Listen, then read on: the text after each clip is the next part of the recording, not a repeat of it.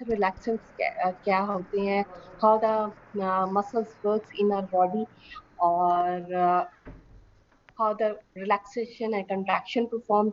आपने ये सारा कुछ फिजियोलॉजी में आई थिंक सो बहुत अच्छा पढ़ा होगा, तो उसकी वजह से आपको आइडिया होगा कि स्केलेटल मसल की एक क्या उसकी लाइक फिजियोलॉजी क्या है, उसकी एनाटॉमी क्या है, and how it works and perform the actual work. तो स्केलेटल मसल रिलैक्सेशन क्या है, क्लिनिकली इसको क्यों इम्पोर्टेंट देते हैं, ठीक है ना। तो क्लिनिकली जो हम लोग इसको इम्पोर्टेंट देते हैं, उसका सबसे पहले इम्पोर्टेंट पॉइंट ये आ जाता है कि जनरल एनेस्थीसिया के साथ हम देते हैं।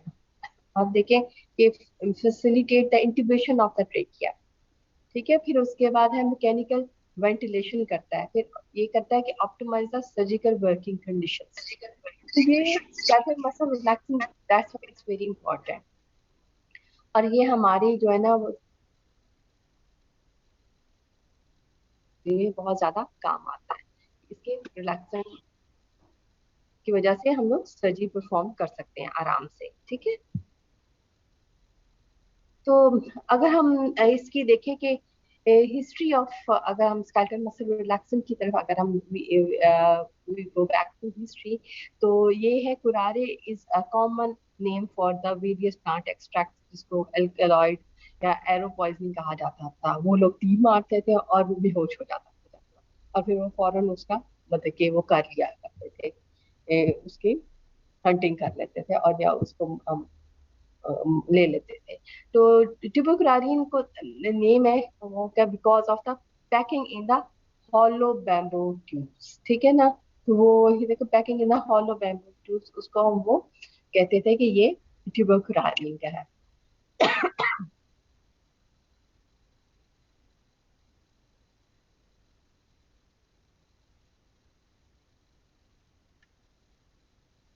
फिर जब हम इसकी क्लासिफिकेशन में आते हैं, तो इन द क्लासिफिकेशन क्या है, स्केलेटल मसल रिलैक्सेंट्स आ जाते हैं, जिसमें आ जाते हैं सेंट्रली एक्टिंग। देखिए सेंट्रली एक्टिंग में कौन कौन सी चीजें आ जाती हैं, पेरिफेरल एक्टिंग मसल्स, ठीक है ना। तो सेंट्रल एक्टिंग में जो चीजें आती हैं वो डायजेपाम है, बेंजोडायजेपाम है, मेथोकार्बामोल है, फ्लोरजोक्साजोन है, टाइजानाडीन है, बैक्लोफिन है, गाबापेंटीन है। This all comes under the heading of the centrally acting. अब centrally acting and then the peripherally acting.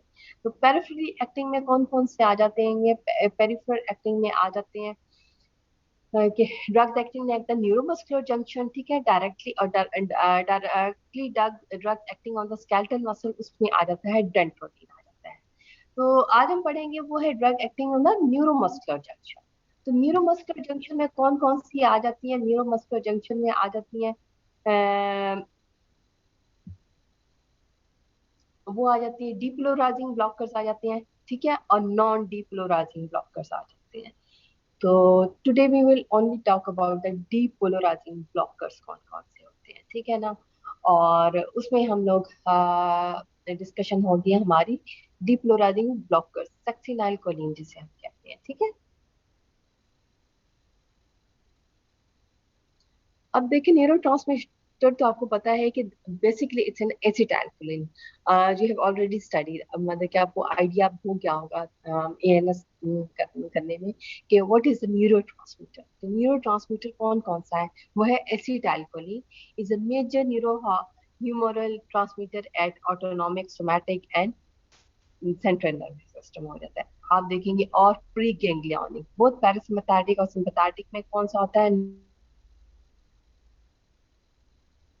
Acetylcholine ही है। फिर सीएनएस में भी हम देखें जहां तक, तो उसमें भी ये है, कॉर्टेक्स में बेसल गैंग्लिया, स्पाइनल कॉर्ड और अदर्स।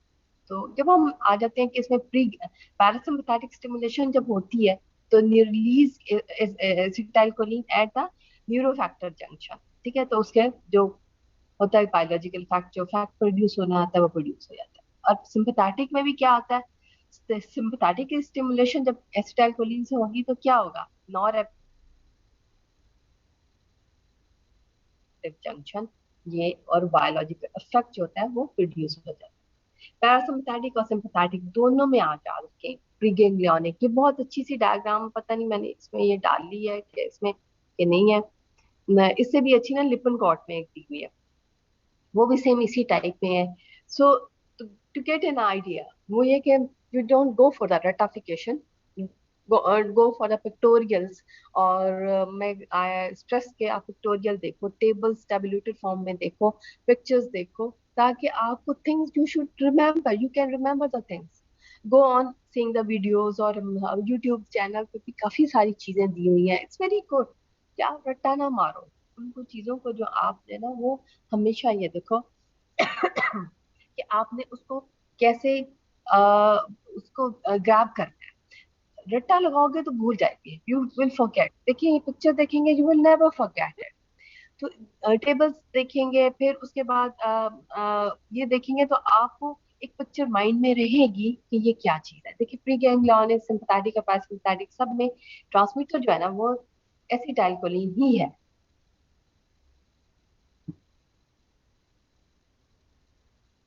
ये देख लिया आपको बहुत अच्छे से आपको पता है। और फिर बेसिकली फिर ये पोस्ट कैंगलम पे जाके ये एक्ट करते हैं किसके, नॉरएपिनेफ्रिन पे।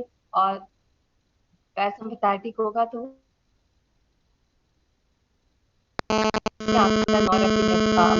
नॉरएड्रेनालिन जो है ना, नॉरएपिनेफ्रिन वो रिलीज होती है, जो कि फिर अल्फा और बीटा रिसेप्टर्स पे एक्ट करती है। ये एसिटाइलकोलिन है जो न्यूरोमस्कुलर जंक्शन वगैरह पे जो है ना मसल्स पे एक्ट करेगी जाके हमारे। तो ये बेसिकली आपको आइडिया मैंने दिया है कि ये कैसे एसिटाइलकोलिन जो कि न्यूरोट्रांसमीटर है वो एक्ट करता है। फिर we would shortly talk about the neuromuscular junction. Now, neuromuscular junction you have already studied, neuro, nerve and muscle junction. तो how the things progress, ठीक है ना, how it happens। तो न्यूरोमस्कुलर जंक्शन है, ये नर्व टर्मिनल है, ठीक है ना, आपने देखा। और ये देखें ये मसल है, ठीक है। तो ये एक्सॉन आपने देखा ये है, ठीक है। इधर से आपका ये आपका नर्व टर्मिनल है, ठीक है। और फिर ये आपकी एसिटाइल कोलिन इधर से मस्कुलिन रिसेप्टर से इधर रिलीज होगी, ठीक है ना। और ये एक्ट करती है, आप देखें ये मसल्स पे जाके। हमेशा जब भी कोई चीज एक्ट करेगी ना, it will always act through the receptors. Receptors are very important in इसके, हमारी फिजियोलॉजी में भी देखें और फार्माकोलॉजी में रिसेप्टर्स का एक मेन रोल है। Without receptor nothing can happen, ठीक है ना। मेजॉरिटी जो है ना वो उनके रिसेप्टर्स ही होते हैं। तो अपने एसिटाइलकोलिन ने आपको देखा मेन न्यूरो ट्रांसमीटर है जो कि हेल्प आउट करता है। और फिर ये एसिटाइलकोलिन स्ट्रेस उसकी टर्मिनल उस कर देगा एक्शन को, जो कि एक एंजाइम है।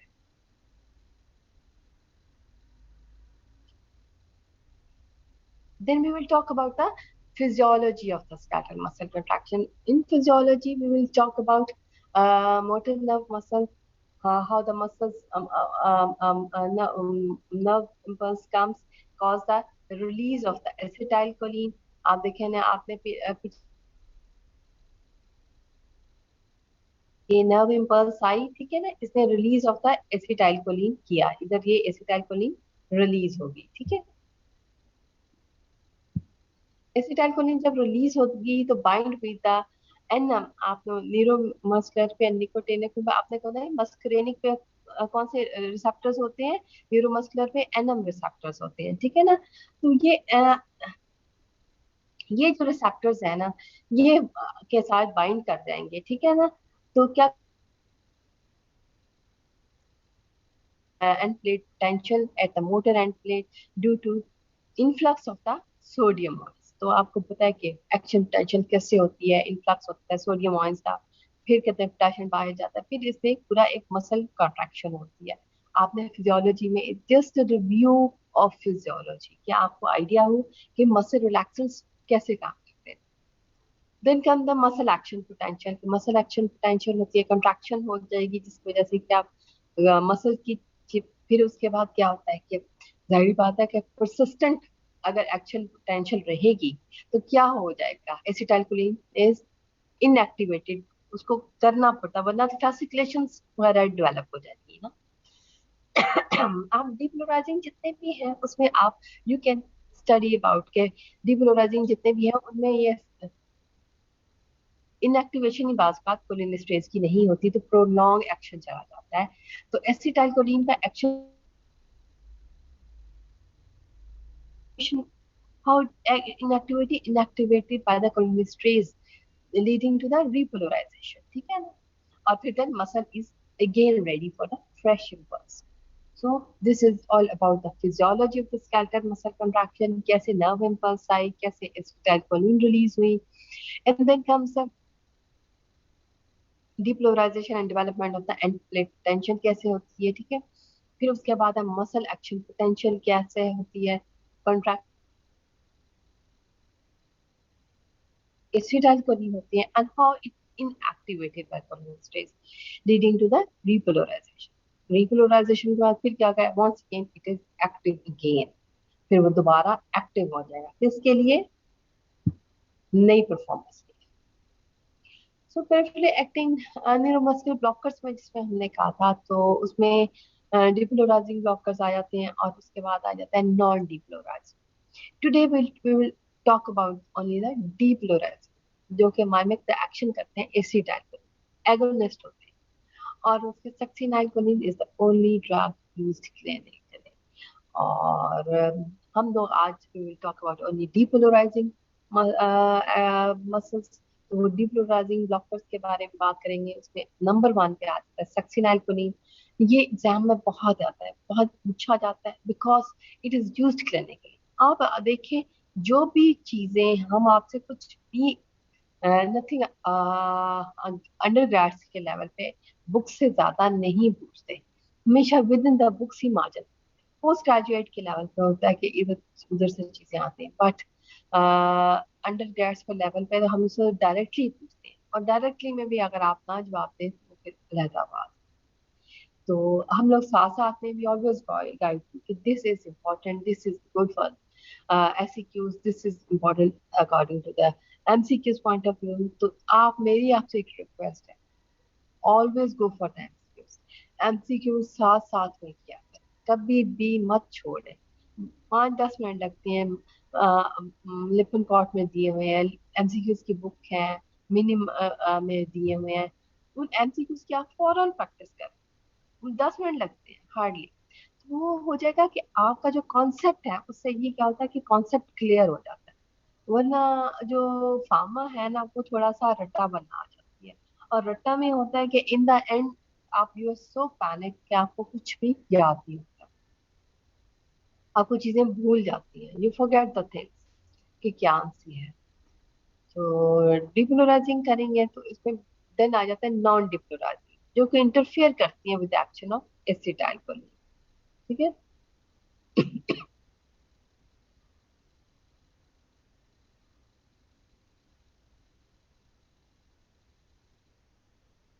उसमें तो जब आ जाते हैं सक्सिनाइलकोलिन, तो है affinity in submaximal intrinsic activity at the NM receptors पे, ठीक है।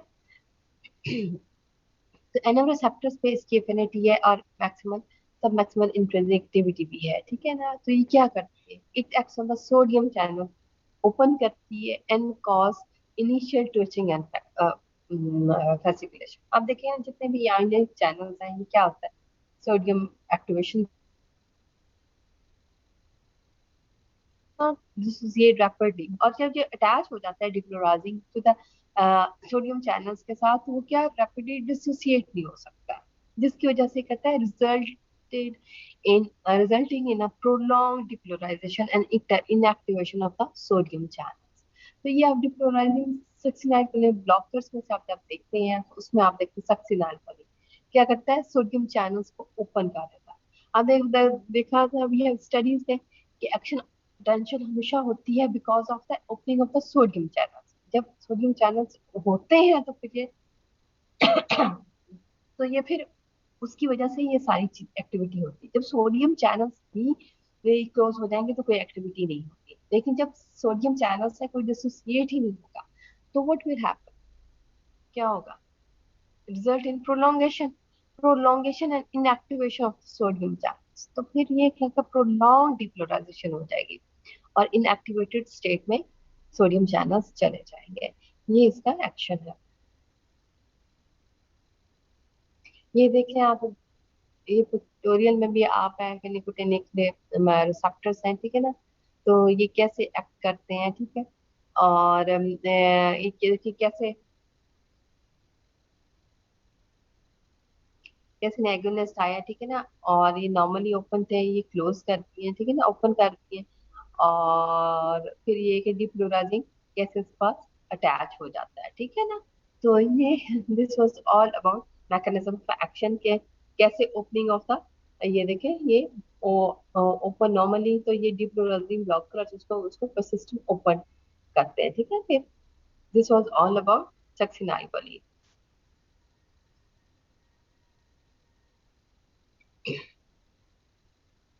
सक्सिनाइल कोलिन रिसेप्टर्स निकोटीन पे एक्ट करते हैं, ऑफ द मसल्स पे स्टिमुलेट करते हैं और ultimately cause relaxation. This occurs in two process. Phase one कहते हैं डिप्लोराइजिंग फेज, और फेज टू कहते हैं डिसेंसिटाइज्ड। मतलब कि फेज वन में तो आप देखिए डिप्लोराइजेशन होगी, सोडियम एंटर हुई कि क्या हुआ, दे कॉज, तो क्या मसल फैसिकुलेशन वो स्टार्ट होगी, ठीक है ना। ये होती है फेज वन, जिसको हम डिपोलराइजिंग फेज कहते हैं। ये जैसे में एक्शन पोटेंशियल स्टार्ट हो गई है इसमें मसल फाइबर में, ठीक है। क्या आ जाता है कि फेज टू में फेज टू में जो आ जाती है वो है सफिशिएंट डिपोलराइजेशन हो जाती है फेज टू में, ठीक है ना। मैंने आपको बताया ना कि सोडियम अटैच होता है, डिसेंसिटाइज्ड फेज कर देता है, सेट्स हो जाता है, ठीक है ना। And the muscle is no longer responsive to acetylcholine released by the muscles, ठीक है ना।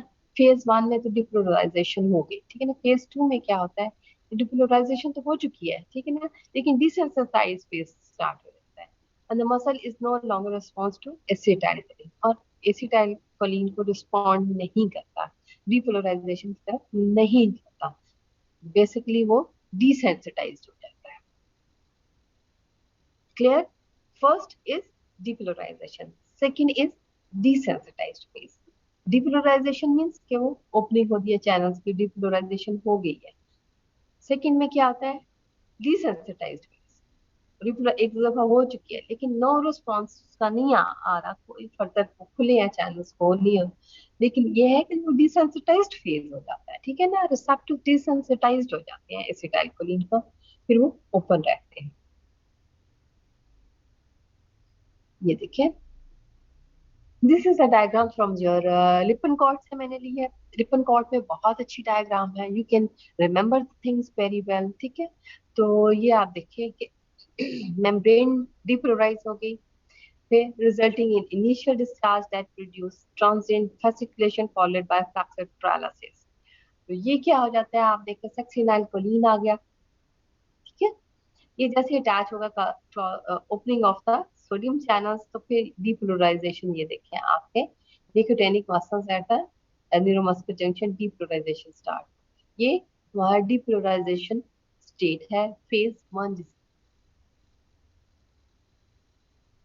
repolarizes, but receptor is मतलब कि देखिए रिपोलराइज्ड हो गई है मैम, ठीक है ना, but receptor is desensitized to the action of the acetylcholine. वो ही रिसेप्टर ही इसमें जो है ना, हाँ, वो डिसेंसिटाइज्ड हो गया, ठीक है ना। तो जिसकी वजह से एसिटाइलकोलिन का वो एक्शन को नहीं अब होने दे रहा, और basically repolarization stop.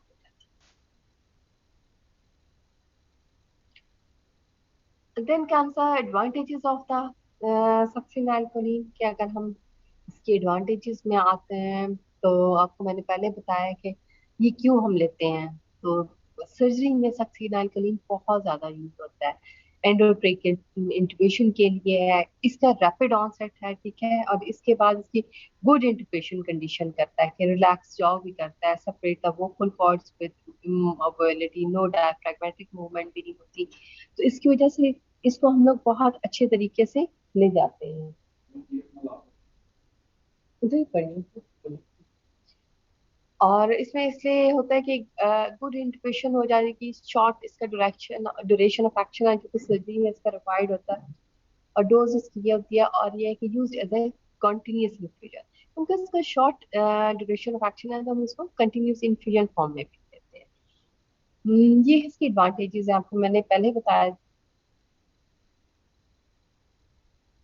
Is rapidly use in anaesthesia, तो इसके एडवांटेजेस डिसएडवांटेजेस का पता आना चाहिए, और ये आपको एग्जाम में आ भी जाता है, और काफी आता है। और क्योंकि मैंने बताया था जितने भी क्लिनिकल और चीजें होती हैं, they are always always very important. उसके डिसएडवांटेजेस हमेशा एससीक्यूज में आ जाते हैं। कार्डियोवास्कुलर में क्या करते हैं, अनप्रेडिक्टेबल बीपी कर देगा, हार्ट रेट कर देगा, रिदमियास कर देगा। फिर आ जाता है फेसिकुलेशन में, आ जाता है मसल पेन आ जाती है, फिर आ जाता है इंक्रीज इंट्राओकुलर प्रेशर, आ जाता है इंक्रीज इंट्राक्रैनियल प्रेशर आ जाता है। तो ये सारी चीजें जो है ना, ये इसमें आ जाती है। फिर उसके बाद hyperkalemia, potassium efflux from the potassium, वो मसल सोरिंग हो जाती है ना, जिसकी वजह से potassium efflux from the muscles हो जाता है, क्योंकि प्रोलॉन्ग एक इनएक्टिवेशन एक्टिवेशन की स्टेज में जब चीजें चली जाती हैं, आप देखना अकड़ाव आ जाता है मसल्स। क्रेनियल प्रेशर जो है ना, वो भी राइज करता है, इंट्रा ऑकुलर प्रेशर। ये सारे आपके डिसएडवांटेजेस, ये पूरा पूरा एक एससीक्यू है आपका। तो remember it, increase intraocular pressure, increase intracranial pressure, muscle pain, fasciculation, तो ये सारा कुछ इसमें आ जाता है, ठीक है। This was all about Saxena alkaline. Advantages इसमें क्या है कि इंटुबेशन वगैरह चीजें इसमें यूज हो जाती है, और उसके बाद है कि रैपिड ऑनसेट हो जाता है इसका, तो इसका बहुत अच्छा रिस्पॉन्स है। ये आ जाती है डिसएडवांटेजेस, फेसिकुलेशंस आ जाती है, मसल पेन है, फिर उसके बाद है इंट्राओकुलर प्रेशर है, इंट्रा क्रेनियल प्रेशर है, हाइपरकेलीमिया है। तो ये this was all about advantages and disadvantages of the सक्सिनाल।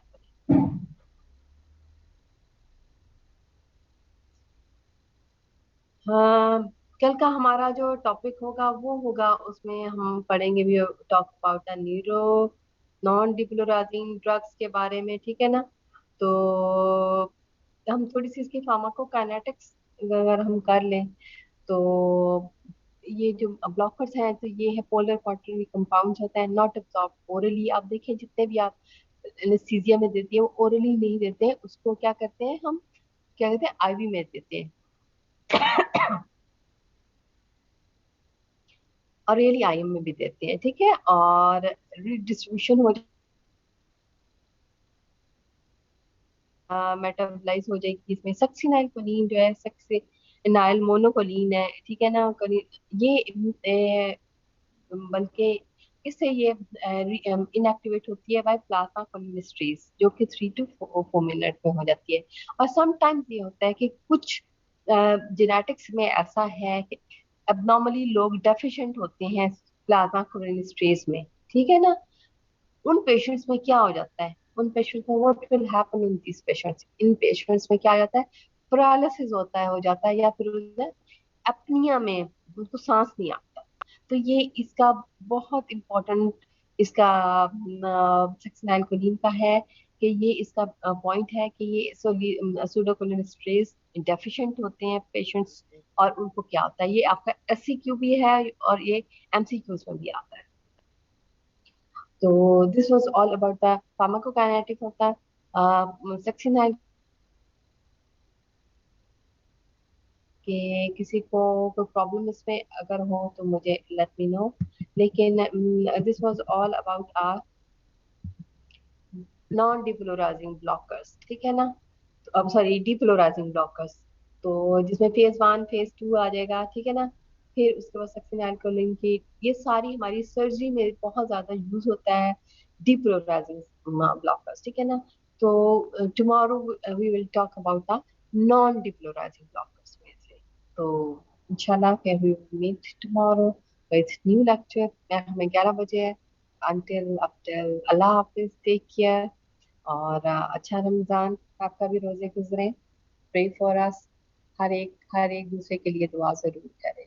Allah Hafiz.